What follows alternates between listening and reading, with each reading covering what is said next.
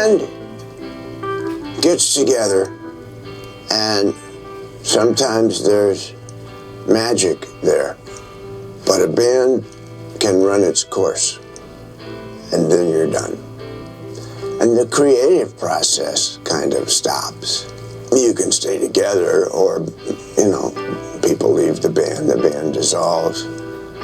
I thought at the James Gang, we did really good, but I was painting myself in the corner as a flash, loud Les Paul and Marshall rock guitarist.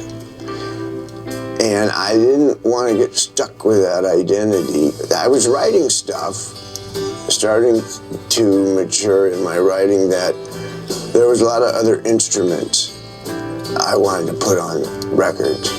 And I was playing lots of keyboards and harmonies. I was the only singer. I missed having guys to sing with. So I decided that the band had run its course in terms of peaking, and I decided to pursue a solo career. And that was really scary. But that was like the next step in my journey.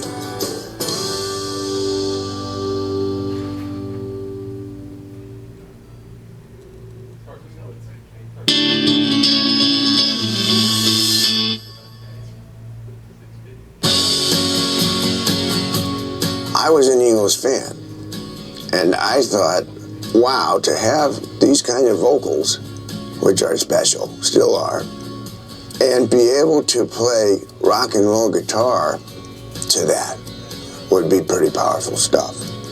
I said, okay. I replaced Bernie Ledden, and the Eagles and I decided that we would try it. And out of that came Hotel California. And after that, there was no turning back.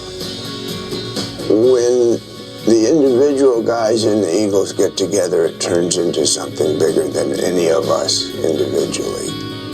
And there was a lot of magic at the time, and thank God somebody pushed record, because we caught it. We got it on tape. A lot of good music was made in those days in Southern California. Some of it not in the studio, so nobody ever heard it. Just kind of lucky that way.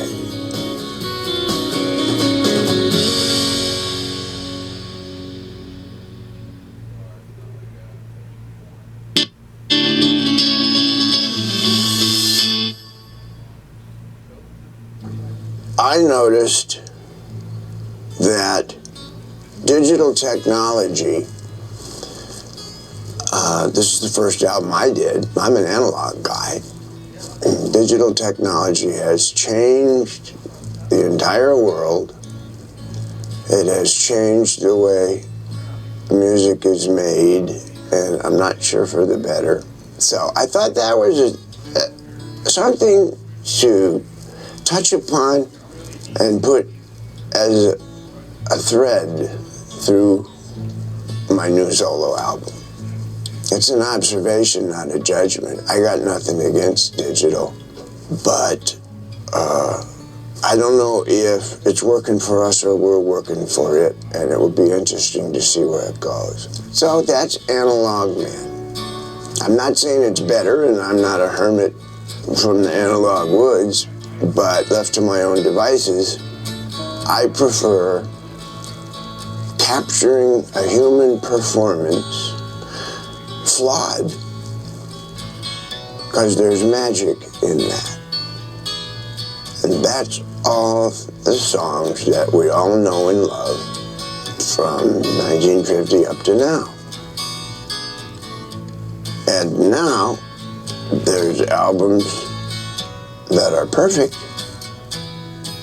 and there's albums where nobody played anything. It's all programmed. And every time you fix something or make it perfect, you lose mojo from the flawed human performance that has magic in it. That's what we're losing grip of, and that's what music is all about.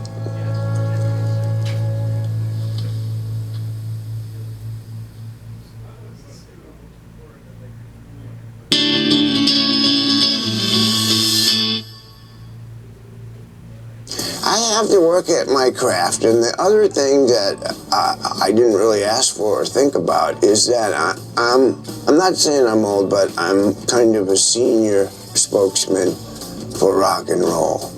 Rock and roll is not dead.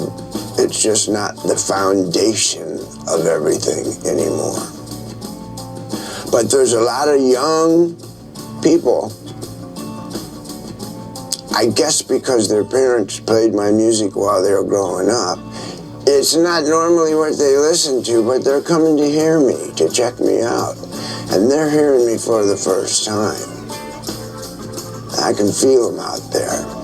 And there's a lot of young musicians who said I was somebody that made them want to do what they do. I have people like that. Clapton and Page and Beck, but without comparing myself to those people, I've been responsible for some young musicians studying me, and that's a responsibility that I like to take seriously, and I want to be there for them.